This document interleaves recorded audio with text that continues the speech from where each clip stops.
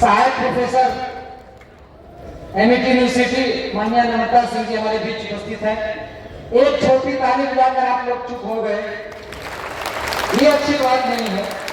आगे आबादी का प्रतिनिधित्व कर रही हैं और बड़े शानदार तरीके का प्रतिनिधित्व कर रही हैं। मैं बड़े सम्मान के साथ आदरणीय को बुलाता हूँ कि आप आए और आज के विषय दिन पर अपना विचार प्रस्तुत करें।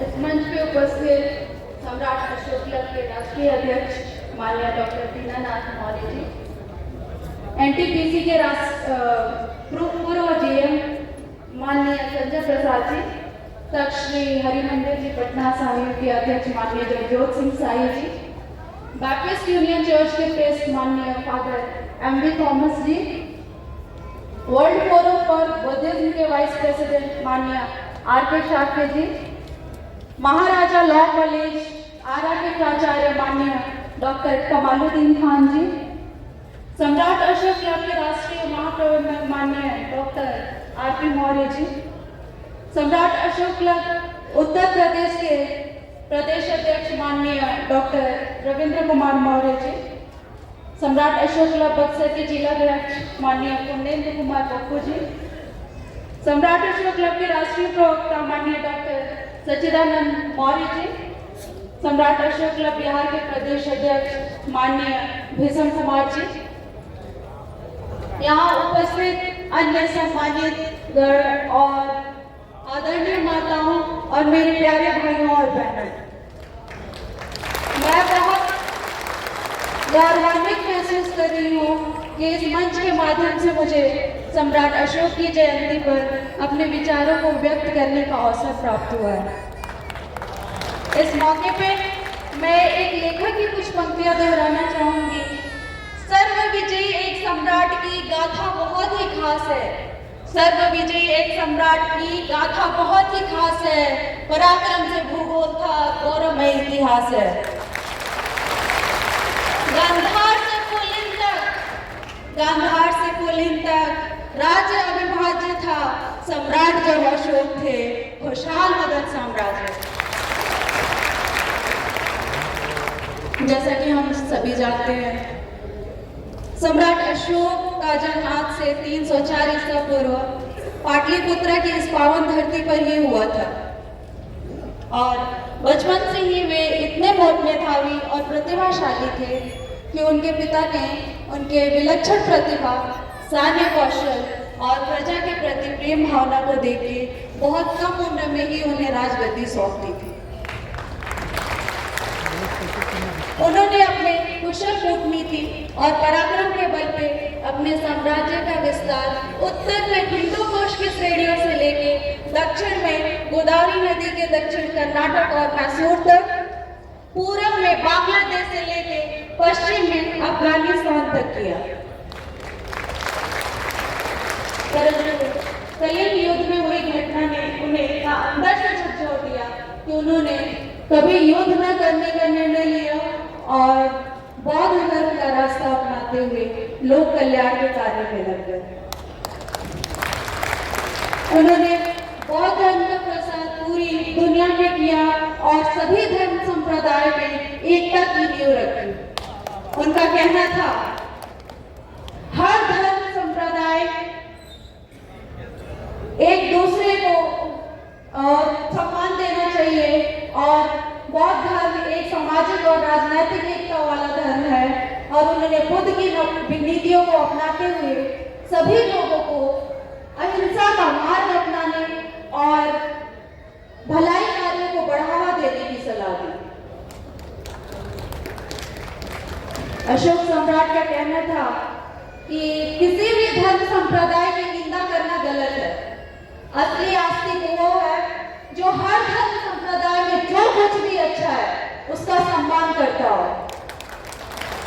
उनका यह भी कहना था कि जानवरों और प्राणियों को मारने वाले के लिए किसी भी धर्म में कोई जगह नहीं है। अतः सम्राट अशोक का उद्देश्य एक ऐसी मानवीय वृत्ति को जन्म देना था जहां सामाजिक उत्तरदायित्व को, एक व्यक्ति को और दूसरे के प्रति व्यवहार को महत्वपूर्ण समझा जाए। जीवन से भी अपने पुस्तक में सम्राट अशोक के बारे में लिखा है कि बादशाहों के 10,000 नामों में जिनसे इतिहास भरे पड़े हैं, अनेक बड़े बड़े सम्राट, शहंशाह और महामहिम है, परंतु सम्राट अशोक का एक अकेला नाम ऐसे जगमगा रहा है जैसे कोई सितारा हो। वोल्गा से लेकर जापान तक आज भी उनका नाम बड़े आदर के साथ लिया जाता है। ऐसे महान राजा के बारे में आप क्या कहना चाहेंगे? ये राजा ही नहीं, राजाओं के राजा, सम्राटों के सम्राट, महामहिम चक्रवर्ती सम्राट है।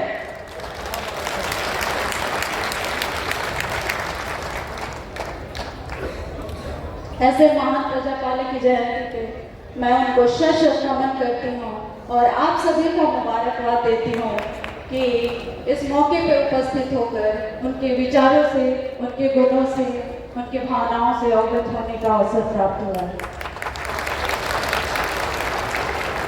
साथ ही मैं ये भी कहना चाहूंगी कि आज के समय में जहाँ धर्म संप्रदाय की लड़ाई है, हिंसात्मक घटनाएं बढ़ रही हैं, स्वास्थ्य सेवाओं में धांधली हो रही है, शिक्षा को व्यवसाय का माध्यम बनाया जा रहा है, राजनीतिक गतिविधियां धार्मिक उग्रता का कारण बन रही है, ऐसे विकट समय में सम्राट की नीतियों को पूरे देश स्तर पर जन जन तक पहुंचाने की जरूरत है ताकि हमारे देश की अखंडता और संप्रभुता पे कोई आंच ना आ सके।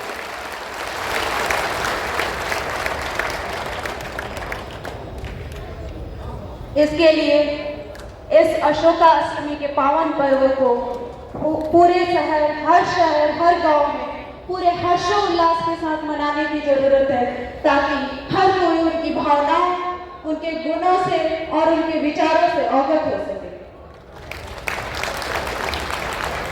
साथ ही मैं ये कहना चाहूंगी कि इसकी शुरुआत इस मंच के माध्यम से पाटलिपुत्रा की पावन धरती पर तो हो चुकी है, लेकिन ये हम सभी का दायित्व बनता है कि हम इसे पूरे देश स्तर पे भारत की महिमा को बरकरार रखने के लिए पूरे जन जन तक पहुंचाने में अपना पूरा योगदान दें।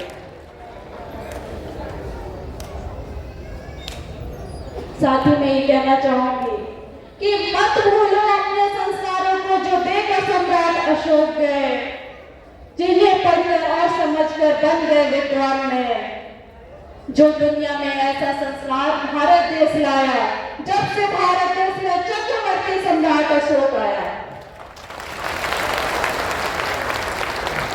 ऐसे महान प्रजापालक को मैं सशक्त नमन करती हूँ और एक विजेता, दार्शनिक और प्रजापालक के रूप में सम्राट अशोक हमेशा अमर रहेंगे और भारतीय इतिहास के प्रकाशमान तारे की तरह वो हमेशा जगमगाते रहेंगे।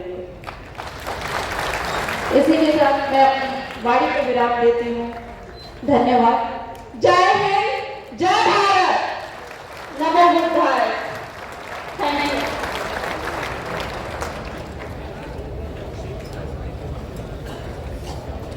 बहुत ही शानदार तरीके से आदरणीय नम्रता जी ने अपनी बात रखी और बेहद नम्रता से रखी। अपने संबोधन में इन्होंने जो ही कहा कि अंत में इन्होंने कहा कि मेरे प्यारे भाइयों एवं बहनों, तो मुझे लगा कि इनको विवेकानंद बोलने जा रहा है। अमेरिका में ऐसे ही पाटलिपुत्र की धरती पर मैं इनके अंदर विवेकानंद खोजने लगा। खोजते खोजते एक जगह मुझे विवेकानंद मिले। इन्होंने एक बहुत सुंदर शब्द का प्रयोग किया कि सम्राट अशोक ने अपनी जनता के अंदर मानवीय वृत्ति पैदा किया। इन्होंने मानवीय वृत्ति शब्द का प्रयोग किया है और एक बहुत बड़ा शब्द है। इसकी व्याख्या आदरणीय डॉक्टर करेंगे कि मानवीय वृत्ति आखिर होती क्या है। बहुत सुंदर शब्द का प्रयोग किया और खासतौर से जिस अंदाज में आपने हमारे इन लोगों को संबोधित किया, मैं चाहता हूं कि अगर आप अच्छा लगा हो इनकी बातों को, एक बार पूरा सदन के सम्मान में जोरदार तालियां।